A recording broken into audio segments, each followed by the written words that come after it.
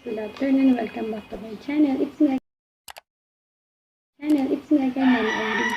So, today's video ng pag-uusapan natin. So, sobrang liwanag po na. Nasa labas kasi ako. Sobrang liwanag ng araw. So, ayun.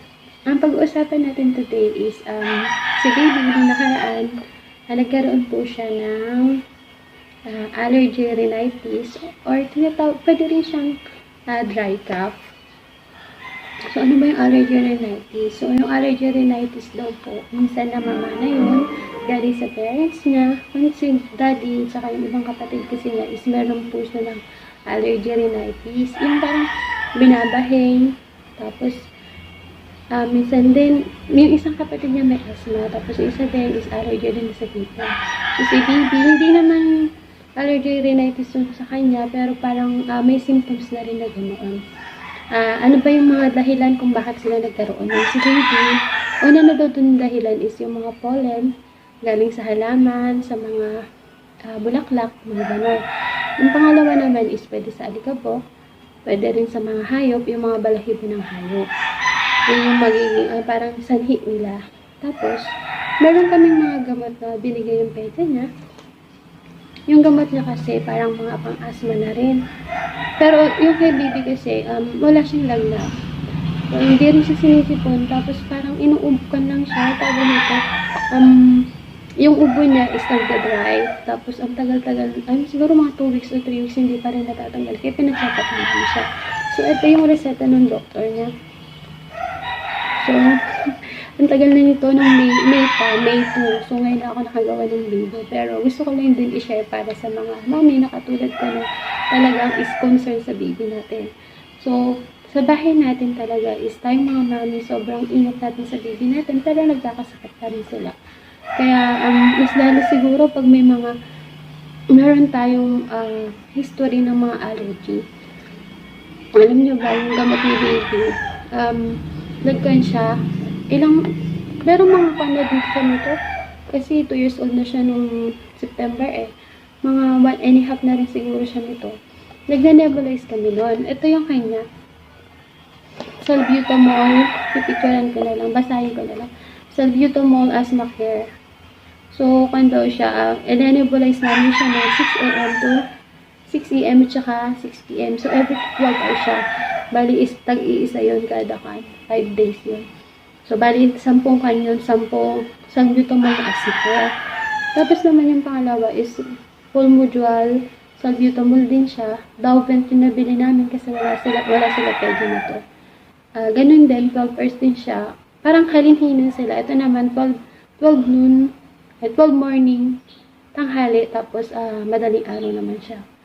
12 hours din siya. So, palitan sila. Sobrang hirap pag nagne-nebulize kasi si baby, syempre. Yung tunog ng nebulize kasi sobrang ingay. Ang ginagawa ko naman doon is pinapakan ko siya, pinapanood pag ganito. Pero pag gabi, dapat yung naka-timing daw is nakatulog sila. Tapos, tinatakpan namin sila ng tawa ng nebulize para hindi gaanong maingay. Kasi pa siguro ang ingay, umiiyak siya. Noong una kasi yung nagde-nebulize, talagang dalawa yung hawak namin, dalawa kami. Yung isa doon sa likod para pag nagde-nebulize, yung isa nakahawak naman kasi tumitigas talaga siya. Pero kailangan kasi talaga yung para yung tawag nito, dry cough niya, dito sa lalamunan is matanggal. Kasi sobrang dry daw siya, tsaka kapit. Wala naman siya sa likod, tsaka dito sa kami nga. Dito lang siya sa lalamunan. Sobrang hirap daw niya matanggal kasi ang dry na. Tapos, nilagyan din siya ng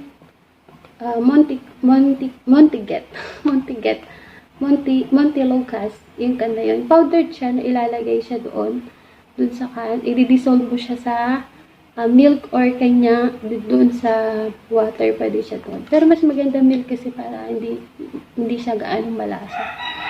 Meron din silang ito rin. Ito naman pampakalma. Lipotizarine siya. Ano siya nito? Iniinom nyo nito is 2.5 ml. Pero iniinom lang siya nito pag nasa bed siya. 7 days din niya ito iniinom. Tapos yung sa shading niya is 7 days. So, ano ba yung nagiging cause ng allergy? Yun na nga, yung mga alikabok, tapos yung mga pollen na galing dun sa sa mga halaman at hayop. Tapos, pwede rin yung balahibo ng hayop. Pwede rin pala yung sa usok naman is hindi talaga mismo yung usok. Kumbaga, kung ano yung mga nandoon sa usok na yun, sa ingredients ng usok, diba may mga chemical salts na nandoon sa usok. Kaya, madalas is nagkakos din yun ng allergy rhinitis. Ito naman yung symptoms ng mga allergy rhinitis. So, pag meron tayo, sunod-sunod na pagbahin, pagbara ng ilong, pangangati ng ilong at lalamunan at mata, pagkakaroon ng runny nose, pagluha ng mata, at saka pananakit ng ulo. So, si baby naman noon, nang nagkaroon nito, is para siyang bahing ng bahing. So, ngayon, mula nung nagkaroon siya, in-observe ko na yun, pag binabahing na siya kasi, yung bahing niya sunod-sunod. Tapos, kaya ba siya nakakakot dito, tsaka sa mata niya. So, yun, nung napapansin ko na yun sa kanya, nag-decide na kami na ipa-check up siya. Kasi nga, pag ganun talaga, magti-trigger din pag hindi mo pa pag malala kasi yung pag hindi mo siya pina-check up agad. Pag lumipas na ng 2 linggo is, pa-check up mo na. Okay lang kasi yun, parang hindi ka nag-aalala kasi, ano tawag nun, hindi naman siya sinisipon tsaka nilalagnat. Tapos, wala lang, parang, ano tawag nun, inuubo lang siya pag gabi. Pag natutulog siya, doon siya inuubo. Pag alam mo yung nakapagpahinga na yung katawan niya, doon siya pa siya inuubo. Paano naman maiwasan ba trigger yon? Yung ating allergy rhinitis. Kasi kapag dry season kasi, doon na kasi yun, taglagas na. Kumbaga, yung mga pollen, so, yung mga dahon ng mga puno, yung mga flowers, or yung mga pollen pa na galing sa balahibo ng animals or hayop, is pwede tayong mag-face mask. Tapos, pwede rin kang mag-sunglass para din sa eyes mo hindi siya ma-exposure or hindi ma-irita. And then, pag may hayop naman tayo, paliguan or i-groom sila lagi para lagi malinis. Kumbaga, magkaroon ka ng schedule time para doon sa iyong mga hayop.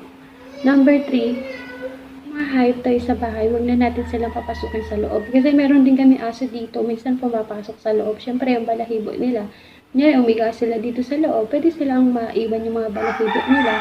Pwede rin yung lumapo sa baby natin. Kaya lagi na, kumbaga, ang allergy rhinitis talaga daw is namamana. May tendency talaga na mamana.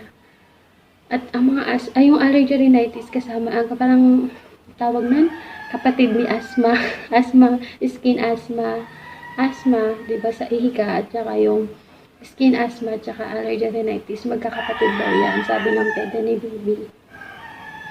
And then, kailangan din pala, gumamit tayo ng vacuum or yung, ang tawag nun, basang mop pag naglilinis, para yung alikabok is hindi sila, kumbaga hindi sila mapupunta sa kanila, or kaya wala na si baby pag naglilinis tayo, para at least, hindi siya ma-expose. Tapos, ugaliin din na lagi natin silang hugasan ng kamay, kung ano man po yung ginagawa nila, or may something silang hinawakan, alam natin na pwedeng magkaroon sila ng allergy. Kasi, syempre, sino bang mahihirapan pag may allergy ang baby natin? Tayong mga mami. So, ngayon, talagang kanak ko ngayon taon. Hindi naman sensitive. Kasi, yung lagi nagsasabi nga sa akin, sobrang sensitive po daw. Pero, hindi rin naman ginusto yun ng daddy na nagkaroon nun. Si daddy niya lang, ako wala akong ganun. Kasi hindi naman ako maselan. Si baby, ngayon, may tendency talaga daw kahit yung daddy lang, tapos ako nagbuntis, diba? Paano niya nakuha yun? Siyempre, yung sperm sa dugo daw talaga yun nakukuha. So, ngayon is, pinag-aaralan ko pa siya para at least hindi siya magkaroon. Nung nakaraan naman, hindi naman na siya, ilang months na pinamilipas, hindi na nagkakaroon. So, every time na parang nalalaman ko na parang nagbabahing-bahing na siya, or something na iniisip ko na kung anong dahilan, saan ko pa siya nalagay, saan siya naglaro, saan siya nag-expose. Kaya, sa kwarto lang, lagi may malinis na, nililinis ko din lagi para at least maiwas siya. Kasi pag nagkasakit sila, syempre papacheck up mo na naman, gastos na naman yun. So, mas maigi din talaga na is focus tayo sa mga baby natin. Pag alam na natin meron silang mga symptoms na ganito, is ipacheck up nyo na agad. At saka, iwasan din natin yung matrigger para hindi na siya lumala. Kasi nga, pwede din niya bumalik. Bumabalik din yan pag hindi natin siya nakontrol o napag-aralan. Kailangan din pala is yung immune system nila is kailangan yung tawag dito, pakainin natin sila ng maraming prutas, gulay para lalo silang lumakas, para meron silang panlaban sa mga virus or sa mga sakit. And then mahalaga din yung huwag natin silang alisan ng vitamins. Kunyari, si baby, silin plus yung vitamins niya. Meron yung zinc kasi yun may zinc tsaka vitamin C. So, mas maganda is may zinc para at least talagang sila strong, malusog. So, yan guys. I hope this video naman is huwag kayong malulungkot sa may mga allergy rhinitis na talagang araw-araw sensitive yung ilong nila. Meron man silang naamoy na parang sa ilong kasi nila talaga sensitive yan. Pag may naamoy sila na something hindi nila gusto, babahig na yan or aatching. Minsan nga, pagkagising pa ng kapatid ng asawa ko is talagang atching siya ng atching. Tapos parang tawag na, syempre may runniness na siya. So, sobrang hirap pag may allergy rhinitis. Kaya lagi talagang mag-face mask. Huwag din hawakan yung mukha o yung ilong para at least hindi kayo yung dumi na nasa hands nyo is pwede rin naman mag-sanitize para mawala agad. Hindi dumapos sa ilong nyo. Maghugas ng kamay. Hugasan natin lagi kamay si baby at saka bantayan lagi. So, yun guys. I hope naman this video is nakatulong po sa mga mami or sa mga katulad kong first time mom.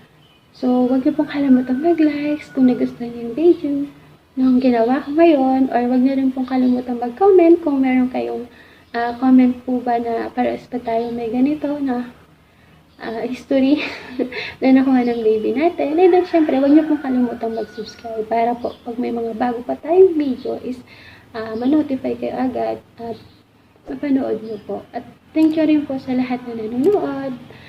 See you sa ating next video. God bless and bye-bye!